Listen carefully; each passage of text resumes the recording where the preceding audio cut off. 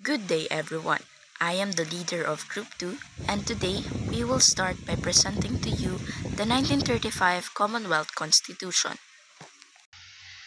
After the Treaty of Paris took place, the Philippines was under the control of the United States of America, effectively the new colonizers of the country. From 1898 to 1901, the Philippines would be under the control of a military government until a civil government would be put into place. The U.S. colonization had several influences, such as the English language, cultural practices, and also democratic institutions. The Americans have very much influences to us Filipinos, like their language, or specifically the English language. That language was used as the medium of instructions in school, replacing the Spanish language. For example, the former Philippine Normal School, now the University of the Philippines Diliman, taught its curriculum primarily in English. Also, the English language was used in government documents. It is used in laws, decrees, and government documents were written in English, facilitating better communication between the colonial administration and us Filipinos. The Americans had also influence in us in music and also in our foods. Like American music, particularly jazz, it became popular among Filipinos. And also fast food and dining concepts such as hamburgers, hot dogs, and diners became part of the Filipino cuisine. And that all was introduced to us by the American colonizers. So here's a timeline as a guide for what we are going to tackle in this topic. The 1935, the Commonwealth of the Philippines is established after a plebiscite. 1941 to 1945, the Philippines is occupied by the Japanese during World War II. 1946, the Philippines gains independence from the United States. 1965, Ferdinand Marcos becomes president. Then 1972 to 1981, the Philippines is under martial law. So before 1935, an American governor-general appointed by the U.S. president headed the Philippine government. This started to change in December 1932 when the U.S. Congress passed the Hair Huscutting Act. The Hair Huscutting Act was the first law setting a specific date for Philippine independence from the United States. This was the result of the Independence Mission Osrox by Sergio Osmeña and Manuel Rojas. So, Hair Huscutting Act, which had the final goal of granting complete independence in the Philippines. However, the bill did not make several key concessions, such as the end of American protectionist sugar tariffs and granting of free trade to the newly independent Philippines. As a result, the Philippine Senate voted against it, and then Philippine President Manuel Quezon refused to support it. Dahilan kaya ng 1934, a new bill was enacted by the U.S. Congress and signed by American President Franklin Roosevelt, called the Tidings-McDuffie Act. It established the route for the Philippines to become an independent country after a 10-year transition period, starting with the formation of its own Commonwealth government. This act generally received large-scale support in the Philippines and was enacted by the Philippine Senate. So, ito ang batas na nagbigay sa Pilipinas ng kalayaan na isinakatuparan noong July 4, 1946, pagkaraan ng 10 taong transitional period ng pamahalaang Commonwealth. Ito ay nilagdaan ni Pangulong Franklin D. Roosevelt ng Estados Unidos noong 1934 at ipinadala sa Senado ng Pilipinas para aprobahan. One of the provisions of the law was to have an election in 1934 for a constitutional convention, which would be the foundation of the Constitution of the Commonwealth Government.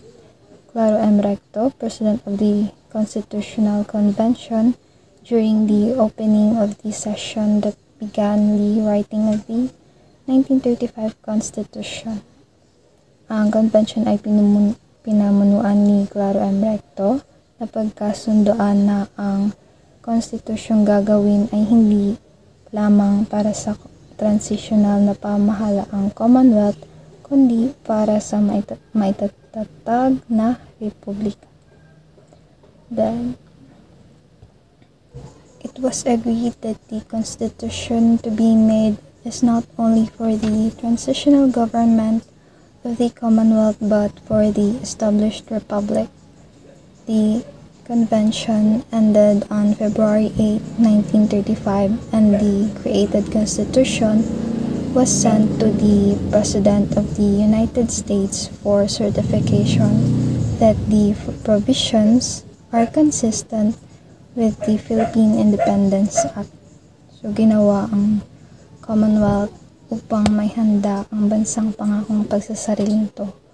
Makikita sa mga batas na pinatupad ang prioridad o mga bagay na dapat unahing bigyang pansin ng pamahalaan. So, good morning each and everyone. No? I'm Mark Noel N. Niebla, and I was tasked to discuss the objectives and key features of the Commonwealth Constitution. So for the brief background, the transition to a fully independent government and preparation for eventual sovereignty in the Philippines began with the establishment of the Commonwealth of the Philippines in 1935 under the Tidings-McDuffie Act, also known as the Philippine Independence Act.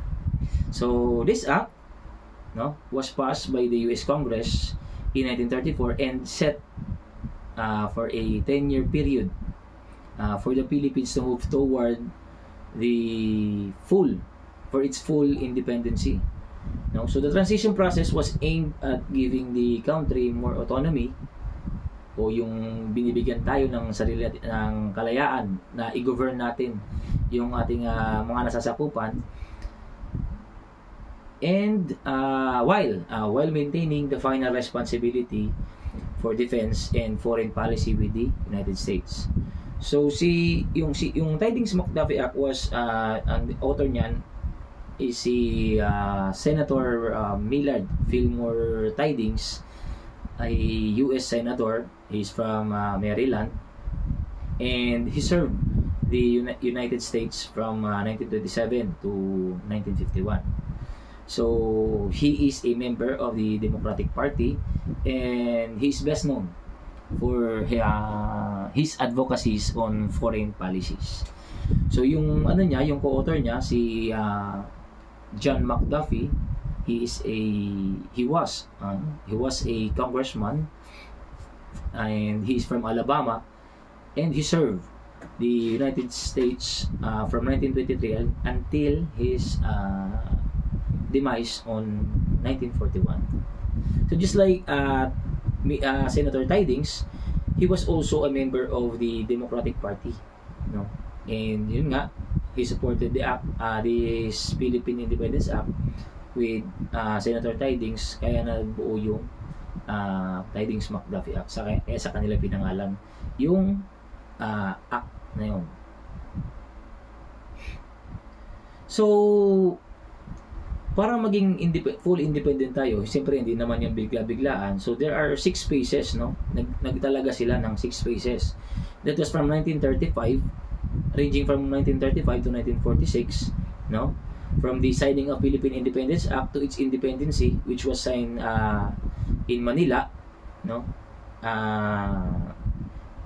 mas popular siya yung sinasabi yung treaty in Manila in 1946.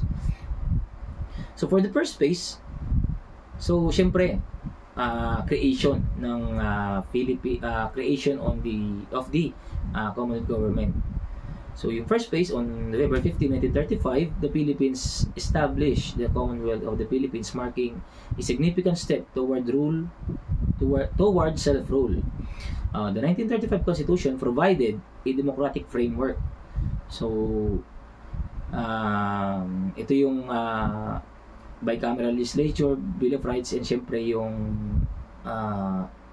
president-elect noong time na yon ay si former President Manuel L. Quezon. So, as we all know, Manuel L. Quezon was the first president of the Third Republic, no? Yung Commonwealth era, Commonwealth Republic, Commonwealth government rather, sorry.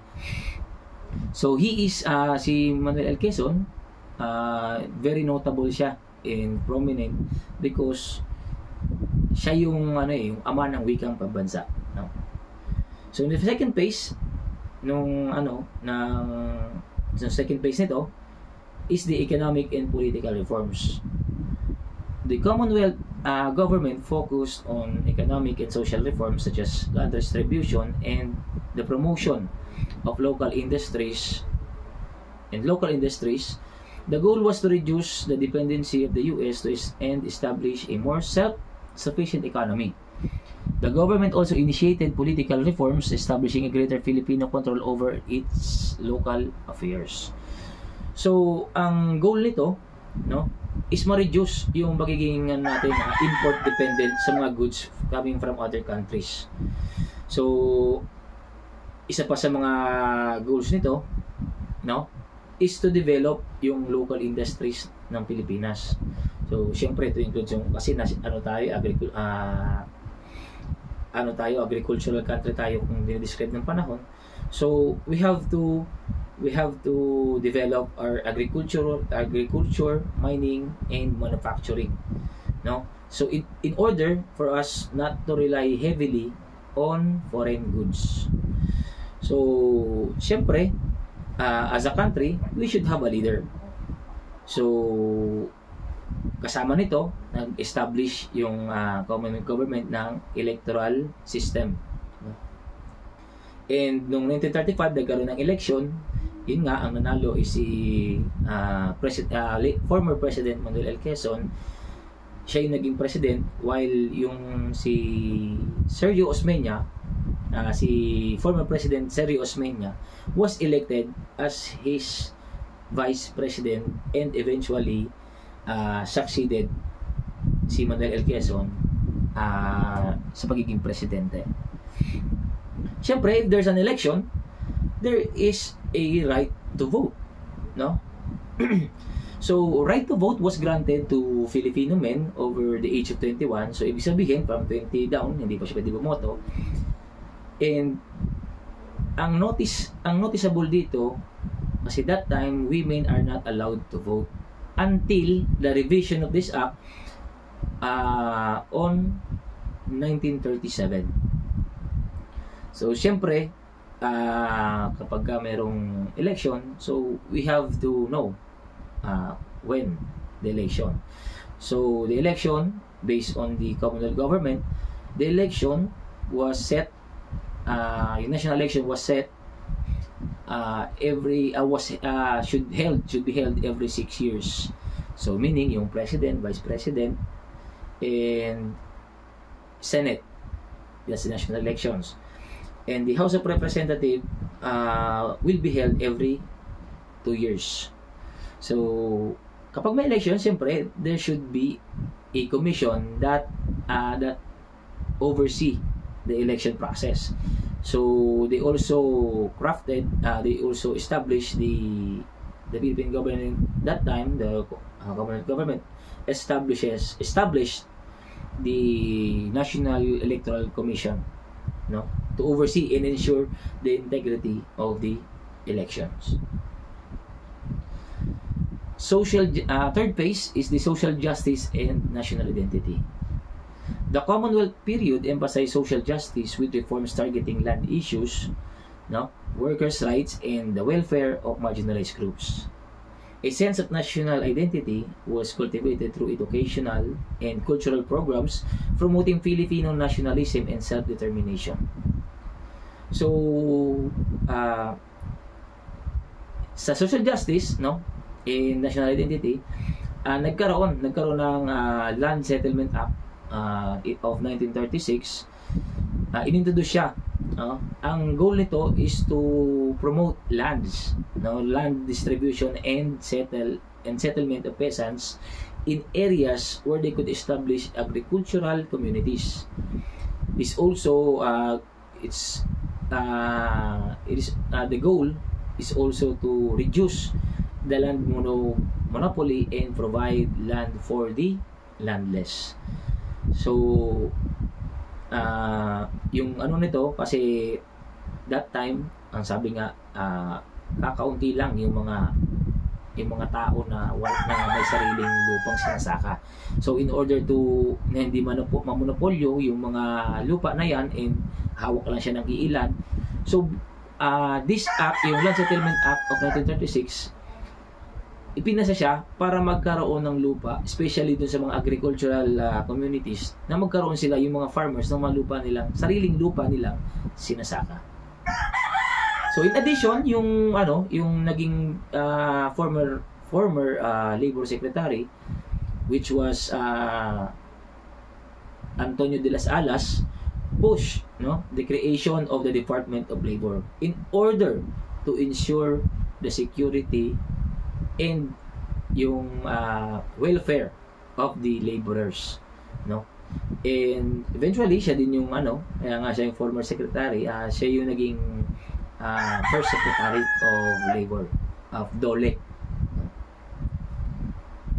In addition to this, provide din ng Commonwealth government ng free education to all children, especially doon sa mga rural areas, no. In public health system, nagkaroon din in order to promote in order to combat, no, life-threatening diseases that time, which is yung malaria and tuberculosis. Then nagkaroon din nung time na yon ng social welfare programs, no? Social welfare in order to support the most vulnerable sectors of the society, including the elderly, the disabled, and the children. So ito yung in today's government, we know the social welfare programs is the Department of the Social Welfare and Development. So in fourth phase, siyempre, ang isang bansa, a country needs a military presence in order to defend yung sovereignty, no, ng Pilipinas. So as part of the preparation for independence, the Philippines worked on defense planning and establishing its own military forces. The National Defense Act of 1935 created the Philippine Army, although the US retained the right to oversee the national until its independence. So syempre, naging isang bansa na tayo, and hindi pa ganun kalakas yung ating military forces ng yung army, yung forces at that time.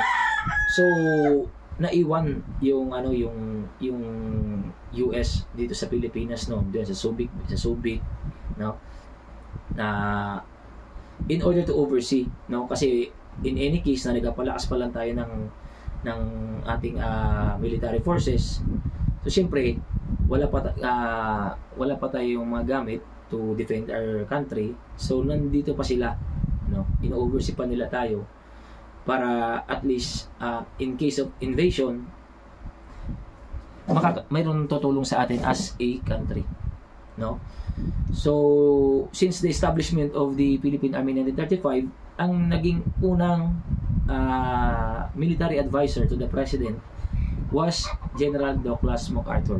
So General Douglas MacArthur, as we all know him, siya yung may quote ng famous quote, no, give me 10,000 Filipinos and I will conquer the world.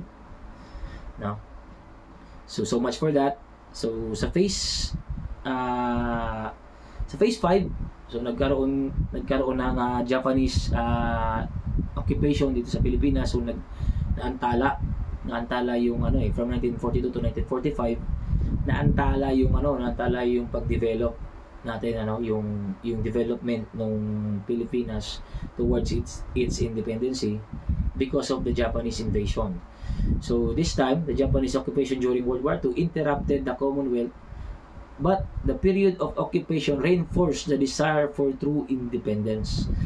The Philippine government in exile operated in the US under President Quezon, while the Filipino resistance movement grew. And finally, in the last phase, the declaration of full independence in 1946. So the Philippines was finally achieved its full independence on July 4, 1946, with the Treaty of Manila formally ending the U.S. sovereignty over the country. The Third Republic of the Philippines was born fully sovereign and free from U.S. control. So nagdeklara na tayo ng Philippine independence, na isa na tayong bansa and hindi na tayo gino-govern ng kahit sino, especially the United States. So introduction to Republican government. The 1935 Constitution served as the cornerstone of the establishment of the Philippine Republic. It was largely modeled on the U.S. Constitution, incorporating principles of separation of powers, check and balances, and federalism, although it says Philippines is not fully federal. The Constitution was designed to provide a democratic framework with an elected president, a bicameral legislature, and a judiciary that could ensure the rule of law. So alam natin yan na meron tayong 3 branches of government, yung legislative branch, and yung executive, legislative, and judiciary. So this was a step in the nation's transition to full sovereignty modeled on the U.S. system. The structure emphasized democracy, individual rights, and the rule of law, all aimed at preparing the Philippines for eventual rule and independence. So sa executive branch naman natin, the president was the centerpiece of the government. Tapos na, yun lang. The president was the centerpiece of the government, with the president of the Philippines acting as both head of the state and government. Similar to the U.S. model, the president was elected by popular vote for a 6-year term and was granted significant executive powers, including control over foreign policy, defense, and administration. While the legislative branch, the Philippine Congress, was bicameral, consisting of Senate, or yung upper house, and the House of Representatives, or which we know the lower house. Nation as a whole, while the House of Representatives represented local constituencies, legislators were elected by the people to create laws, approve budgets, and represent the interests of the citizens. So yun yung trabaho ng Kongreso, to represent their districts in order to fulfill for the government fulfill the needs of the people in their respective districts. Sila yung and then sila din yung matagagawa ng batas. Then the last one is the judiciary branch. The judiciary was independent, with the Supreme Court serving as the highest judicial body responsible for interpreting laws and upholding the Constitution. This system mirrored the U.S. structure, where the courts ensure that laws passed by the legislature align with the constitutional principles. So, for the salient points of 1935 Constitution is yung Bill of Rights, which granted us fundamental freedoms such as freedom of speech, freedom of religion, and especially yung the right to due process. So these rights were similarly inspired by the US Constitution and were designed to protect individuals from the government overreach. So just like the US system, the Philippine government was built around separation of powers. Kaya nga hinati-hati sila para magkaroon ng check and balances. So that no any single branch gains too much power, no? So hindi pwedeng mas malakas yung congressman sa presidente, and hindi rin pwedeng mas malakas yung presidente sa congressman, and yung Supreme Court, no? So, Commonwealth Constitution recognized and granted fundamental civil rights from freedom for Filipino citizens, aiming to create a fair and just government system while preparing the country for full independence. So, the following are the provisions for civil liberties and rights. So, number one, first is the Bill of Rights, no? It is commonly dito yung Article 3, no, ng Philippine Constitution. It's enumerated and protected the fundamental rights of Filipino citizens. These provisions were modeled after the U.S. Bill of Rights, ensuring that individual freedoms were upheld and safeguarded from the government infringement, no? Freedom of speech and expression, no? The Constitution granted the freedom of speech, freedom of press, and freedom of assembly. That's why kung may mga nag-arali diyan sa kalsada, yung mga mass protest is inaalaw yan because they are we are entitled to express our feelings, to express our desires, to express our problems to the government, no? Freedom of religion. The Constitution protected freedom of religion, ensuring that Filipinos could practice any religion without fear of discrimination or government interference. This provision guaranteed religious diversity and tolerance. So kaya nga magkahiwalay yung religion and the states, no? So the religion can somehow affect the state, but the state can somehow affects the religion, and vice versa. And kaya nga freedom of religion, we are free, no? Whether you want to be a Catholic, whether you want to become a Iglesia ni Cristo, a born again Christian, or Saksi ni Jehovah, and etc. So we are free, no, to choose. We are free to choose what religion we're going to be in, no? Right to due process. So the right to due process of law was enshrined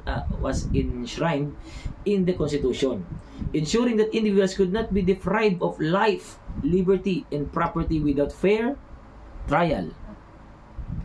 Yun. So, yun yung pinakasalient ito ng right to due process. So, hindi tayo pwedeng makulong, hindi tayo pwedeng hatulan, nang hindi tayo dumadaan sa due process of law. Right to equal protection under the law.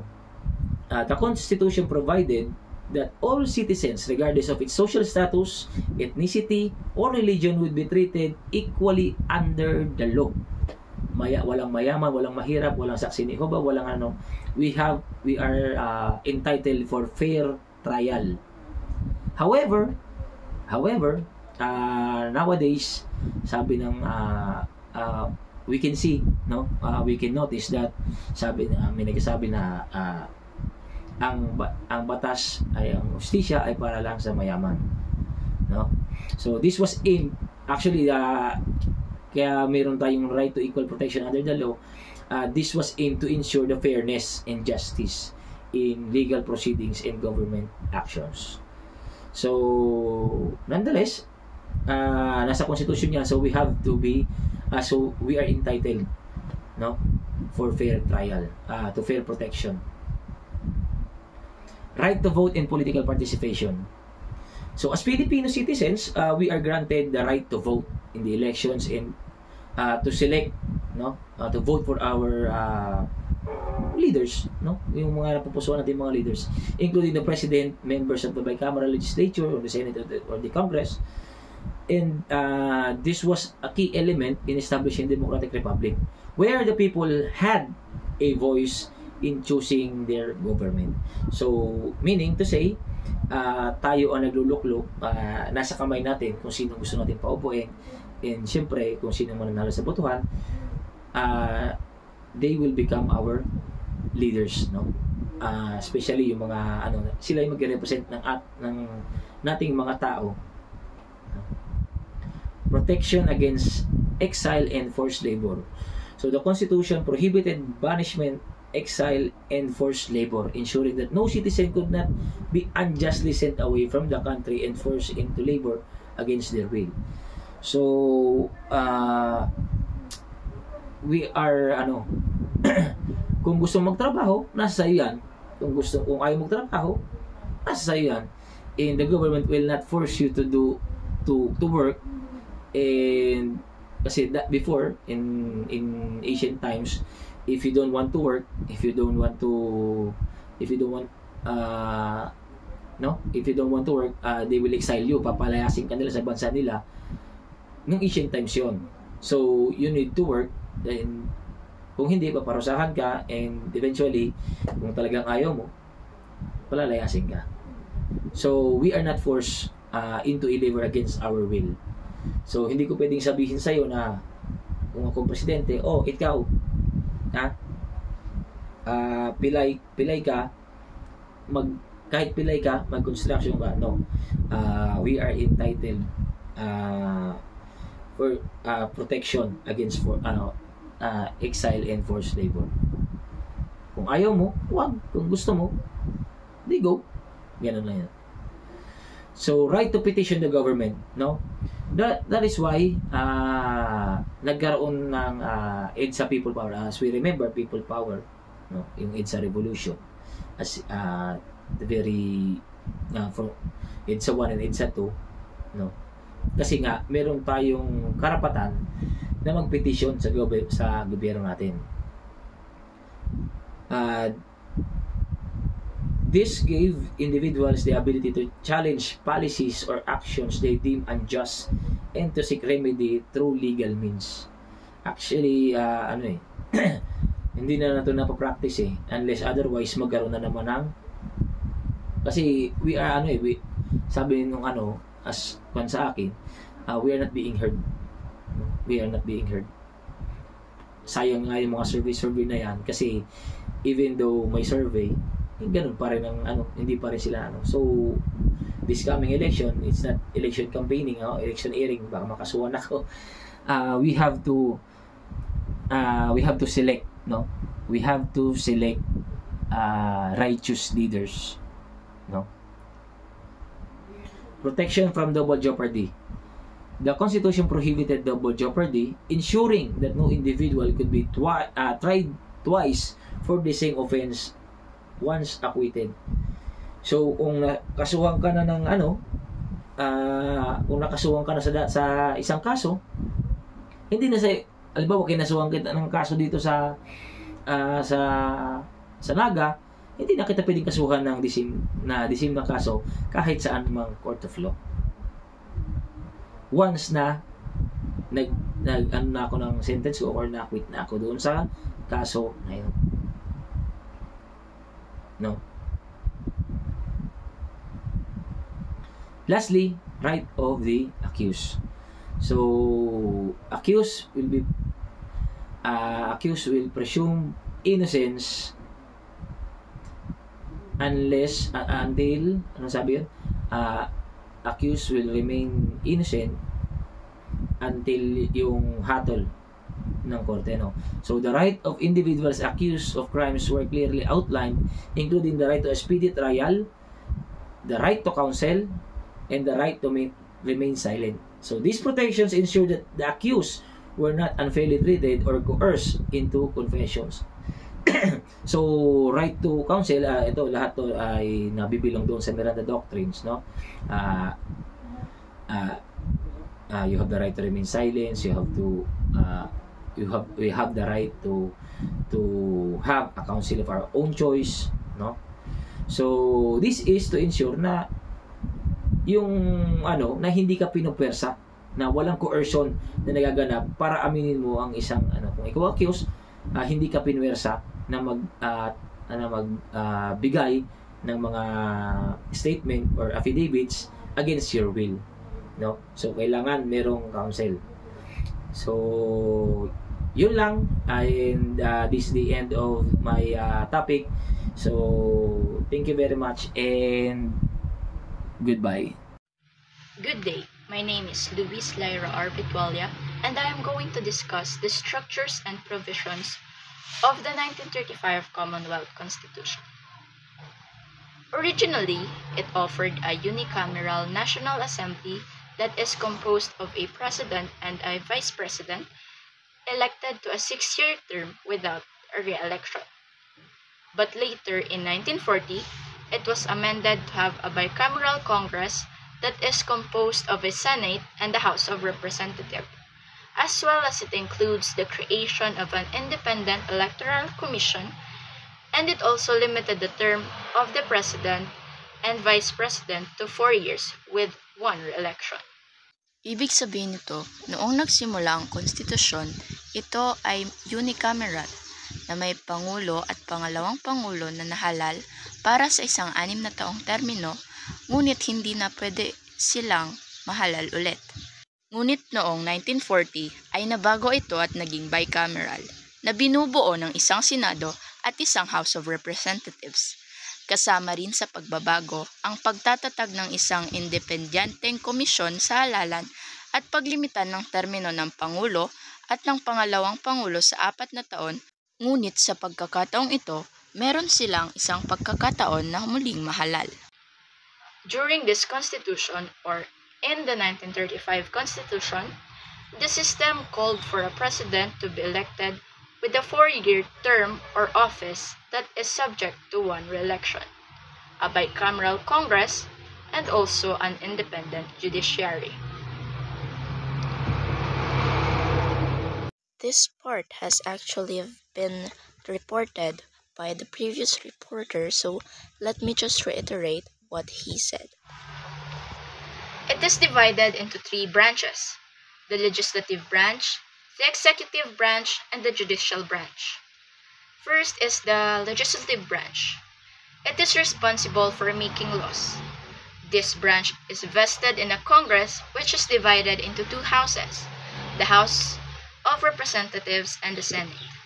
The second branch is the executive branch. These are the ones vested the power to enforce the law. It is headed by the President. And last, the judicial branch.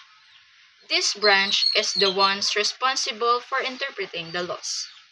And this branch, or the judicial branch, is headed by the Supreme Court.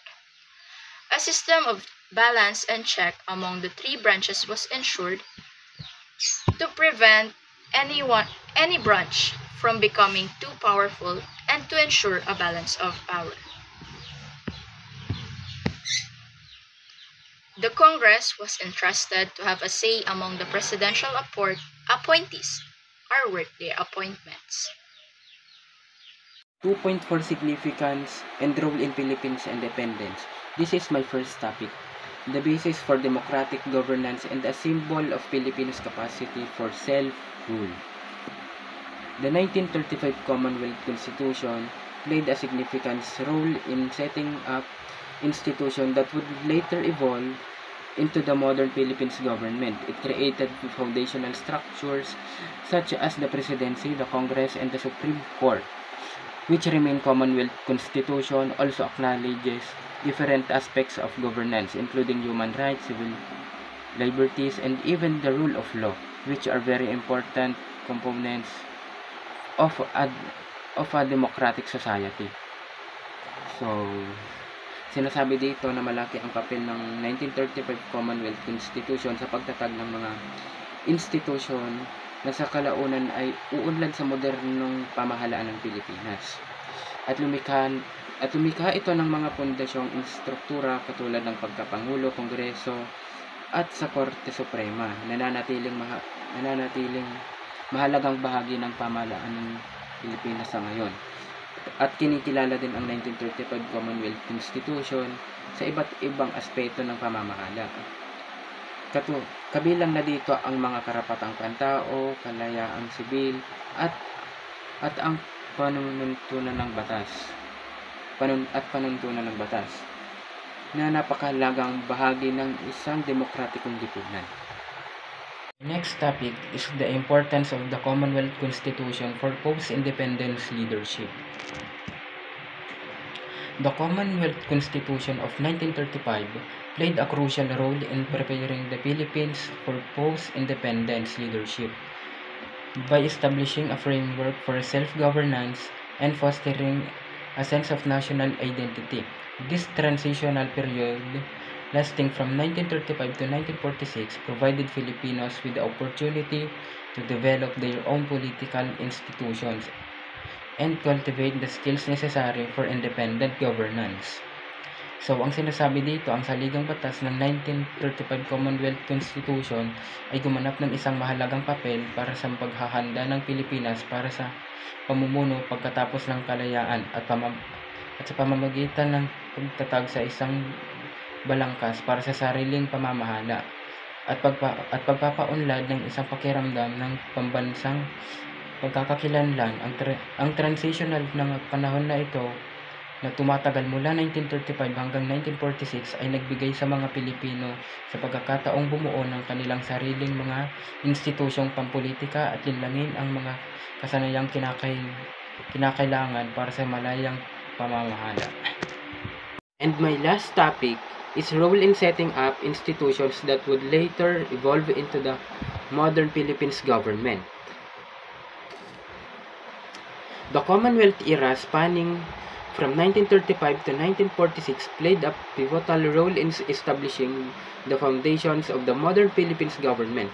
It provided a crucial stepping stone towards independence and laid the groundwork for the country's future political structures. Here's a breakdown of its key contributions. Number 1. Establishing a democratic framework. The Commonwealth Constitution of 1935 introduced a presidential system of government modeled after United States.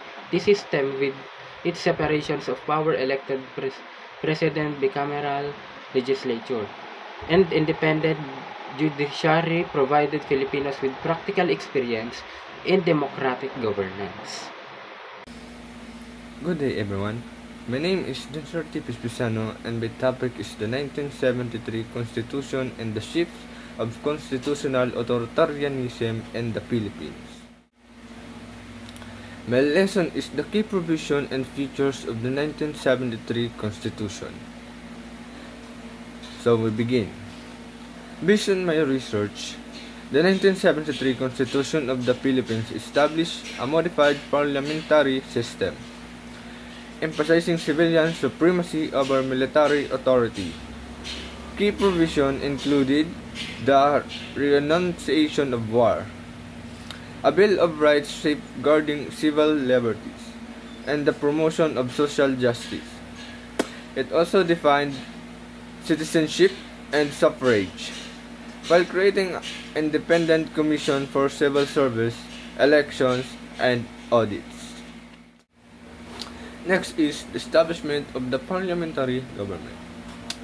The establishment of the parliamentary government in the Philippines through the 1973 Constitution significantly altered its political landscape.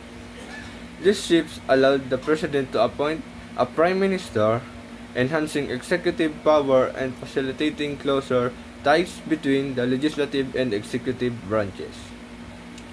It aimed to reduce legislative deadlock. It ultimately concentrated power and limited checks and balance, leading to authoritarian governance under Marcos. Next is Marcos as Prime Minister and President, a fusion of power. While the 1973 Constitution established a Prime Minister, Marcos simultaneously held the position of President. This dual role allowed him to wield extensive power effectively by passing the checks and balance intended by the parliamentary system. There are two dual rules of Marcos. Number one is the dual authority. Marcos' simultaneous role as a prime minister and president gave him control over both the executive and legislative branches, further concentrating power in his hands. And the second one is bypassing of legislative oversight. The fusion of this role allowed Marcos to circumvent legislative oversight, as he could simply issue decrees without the need of parliamentary approval. Next naman is the emphasis of national security, law, and order. The 1973 Constitution emphasized national security and law and order, allowing Ferdinand Marcos to declare martial law in 1972. This led to the suppression of opposition, including arrest of political dissenters and censorship of the media. And the regime justified this action as necessary for stability, but they resulted with widespread human rights abuses and the erosion of democratic institutions. And the last is the inclusion of provision allowing for martial law. In short, power. Article 7, Section 9 permitted the suspension of the writ of habeas corpus and declaration of martial law in cases of invasion or rebellion, effectively bypassing Congress and facilitating authoritarian rule. This led to significant human rights abuses and the suppression of dissent during Marcos' regime. And that's it. Thank you. Independence in 1946 were marked by profound political and social instability, creating an environment ripe for upheaval and authoritarian intervention. The college faced by the fledgling nation were deeply rooted in its colonial history, economic inequities, and the fragility of its democratic institution. Economically, the Philippines struggled with entrenched disparities, large tract of agricultural and remained under the control of wealthy landowners, leaving much of the rural population in poverty. Attempts at land reform were ineffective, fueling discontent among peasants. Next, post-intelligence challenge. Post-intelligence challenge, economic difficulties, land inequality, efforts to address the concentration of land inequality, efforts to address the concentration of land ownership in the hands of a few elites were largely ineffective, leaving tenant farmers and rural communities in poverty. Urban-rural divide. While urban areas like Metro Manila experience some economic growth, rural regions lagged behind, widening the gap between rich and poor. Stagnation and unemployment. Limited industrialization, reliance on imports, and underdeveloped infrastructure contributed to high unemployment and underemployment. Economic difficulties and political corruption. Economic difficulties, entrenched inequality, land concentration. Despite reforms like Presidential Decree No. 27, which aim to redistribute land to tenant farmers, the implementation was ineffective.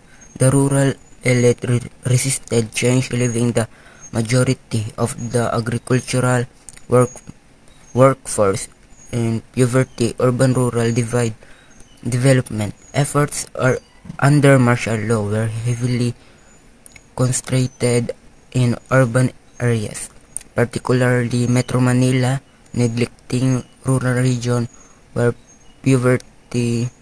poverty and underemployment persisted. Political corruption.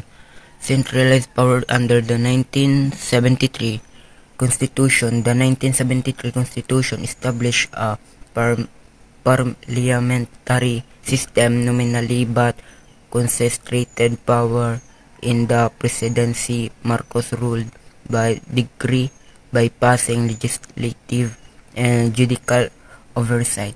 This centralization facilitates widespread corruption as there were no effective mechanism to check executive abuse. That's Good day everyone. I'm Blue Eisen C. Acosta and I'm going to discuss about the constitutional change and authoritarian rule. So, wag na patagalin, simulan na natin. So, sabi dito, ang 1973 Constitution daw na ginawa sa panahon ni Ferdinand Marcos ay nagbago sa political landscape ng Pilipinas by centralizing power sa executive branch sa pamamagitan ng provision tulad ng shift to a parliamentary system at pag-extend ng presidential authority. Naging legal ang authoritarian rule at naapektuhan ang civil liberties. And malaki ang epekto nito sa Philippine democracy, leading to abuses of power at paghina ng democratic constitution. Amendments that concentrate executive power. So sabi dito sa expanded presidential powers, to explain this, malagang pinalawak ng 1973 Constitution ang kapangyarihan ng Pangulo. Binigyan siya ng malawak na autoridad sa paggawa ng batas, hudikatura at militar. Ang sistemang ito ay nagdulot ng labis na impluwensya ng executive branch kumpara sa ibang sangay ng gobyerno. And sa weakening of legislative branch naman, sabi, to explain this, pinahina ng 1973 Constitution ang papel ng legislative branch sa paggawa ng mga batas at oversight. So dahil dito, madali para kay Marcos na iwasan ang legislative checks at pagtibayin ang kanyang kontrol sa gobyerno. At sa control over judiciary naman, nagbigay ang 1973 Constitution ng kapangyarihan sa Pangulo na magtalaga ng mga hukom at impluwensyahan ang mga desisyon ng hudikatura. Sa ganitong paraan, naapektuhan ang kalayaan ng judiciary at ang papel nito bilang check na kapangyarihan ng executive. So, mapunta naman tayo sa restriction on civil liberties and free expression. So, sa part na to, sa baging ito ay nagpapakita kung paano nalimitahan ang kalayaan ng mga mamamayan at ang kanilang karapatan magpahayag ng opinion. So, freedom of expression. To explain this, ang gobyerno daw ay nagpatupad ng mga restrictions sa kung ano ang maaaring sabihin ng mga tao sa publiko. Dahil dito, nahadlangan ang kalayaan ng mga mamamayan na magpahayag ng kanilang saloobin laban sa mga gobyerno. Sa freedom of assembly naman, pinigilan ang mga tao na magtipon para ipahayag ang kanilang hinaing o suporta sa iba't ibang isyu. Ang restriksyong ito ay nagdulot ng kawalan ng espasyo para sa demokrasyang diskurso. And lastly, freedom of the press. Ang mga medyang organisasyon ay nilimitan sa kanilang kakayahan magulat ng balita ng malaya. Ang censorship ay ginamit upang kontrolin ang impormasyon at patahimikan ang mga kritiko. So, mapunta naman tayo dito sa the role of the 1973 Constitution in instituting martial law. So, sabi daw dito sa constitutional justification for martial law, ang 1973 Constitution daw ay may provision na nagpapahintulot sa Pangulo na magdeklara ng martial law sa oras ng national emergency. Kaya kung baga, nabigyan ng legal na batayan si Marcos para magtupad ng authoritarian rule. So, ang probisyong ito ay ginamit ni Marcos upang gawing legal ang kanyang kontrol sa bansa. So, sa suspension of civil liberties naman, dyan, kung nababasa nyo, sa ilalim ng martial law na idiniklara ng Pangulong Marcos noong 1972, itinanggal ang mga pangunahing karapatan. Kaya naging posible ang arbitraryong pang-asenso, censorship, at pagtatlahimik ng mga kalaban sa politika. Ang mga hakbang na ito ay nagdulot ng malaking paglabag sa mga karapatang pangtao. So last dito sa role of consolidation of power, ang martial law daw ay nagbigay kay Marcos ng pagkakataon na pag-isahin ang kanyang kapangyarihan at para mamuno siya sa pamamagitan ng mga dekreto at inawasan ang demokratong proseso. Ang panahong ito ay nagdulot ng malawak na pagkasira ng mga democratic institution at karapatang pangtao. So, mapunta naman dito tayo sa ating last part ng ating lesson, which is the preventing checks on executive authority. So, para ma-explain yung limited legislative oversight, sabi daw, pinahina ng 1973 Constitution ang legislative branch. Kung baga, kaya nahihirapan ng mga mambabatas na suriin ang mga aksyon ng executive at gawing accountable ang Pangulo. Yes. So, sa kakulangan na ito ng oversight ay nagbigay daan sa abuso ng kapangyarihan. So, sabi dito, subservient judiciary. So, nagbigay daw yung 1973 Constitution ng kapangyarihan sa Pangulo na para ma-impluensyahan ang judiciary appointments at mga decisions. Dahil dito, naapektuhan ang kalayaan ng judiciary bilang tagabantay sa executive power. And lastly, sa suppression of opposition. Ang 1973 Constitution daw ay naging legal na batayan para supilin ang mga opposition at limitahan ang mga partisipasyon ng publiko sa gobyerno. Ito ay lumikha ng isang klima ng takot at humadlang sa pag-usbong ng malakas na demokratikong checks. Thank you. Let's move on to the next topic. Good day, I'm Maridulce Amaro, and I will be discussing the significance and impact of constitutional authoritarianism. So yun. The first that we have is yung long-term effects niya, which is, it has 3. Yan. Unang-una, meron yung society, economy, and political culture. So society naman, yun nga, eroded democratic norms, fostered fear, and normalized authoritarianism. So yun, authoritarian rule created a culture of fear and discouraged political participation. So people became accustomed to living under a government where their freedoms were limited and weakening their trust in democracy. So yun. Sunod ay economy.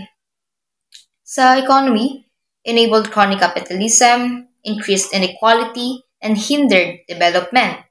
So the government favored businesses and individuals who are loyal to the regime, resulting in crony capitalism. So this led to economic stagnation, widened the gap between the rich and poor, and harmed national development.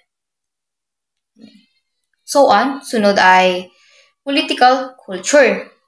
So, meron silang ginagamit na, or yun nga, yung sinasabi nila strengthened a strongman leadership style and patronage politics, which leaders under this system concentrated power and ruled with little accountability. So, this reinforced, yung strongman style of leadership where people relied on a single, powerful figure rather than democratic institution. Yan. Secondly, you have the centralized power and suppression of opposition. So dito naman, yun nga, gave the president broad powers exploited by Marcos during martial law and weakened democratic institution, silence opposition, and suppress dissent. So yun nga, sa 1935 Constitution, gave the president emergency powers, which Marcos exploited to declare martial law.